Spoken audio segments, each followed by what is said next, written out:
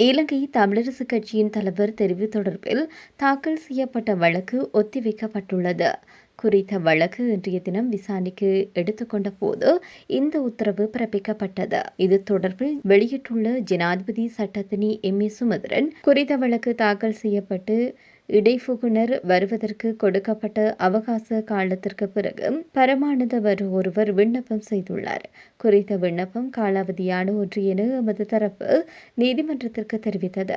இது தொடர்பில் ஆட்சேபனைகளை தாக்கல் செய்வதற்காகவே இன்று நீதிமன்றத்திற்கு அழைக்கப்பட்டுள்ளோம். எமது ஆட்சேபனையில் பிரதான கருப்பொருள் என்னவென்றால், குறித்த வழக்கை காலம் கடந்த எதிராளிகளினால் காலம் கடந்து இடைப்புகுனர் என்ற ஒருவர் கொண்டுவரப்பட்டு நிறுத்தப்பட்டுள்ளனர். எனினும் மாவட்ட நீதிபதி விடுமுறையில் இருப்பதனால் வழக்கு எதுவும் முடிவுக்கு கொண்டுவரப்படவில்லை. இதன் காரணமாக வழக்கானது எதிர்வரும் ஆண்டு மார்ச் மாதம் 13ஆம் தேதிக்கு ஒத்திவைக்கப்பட்டுள்ளது என எம்.ஏ. சுமந்திரன் தெரிவித்தார்.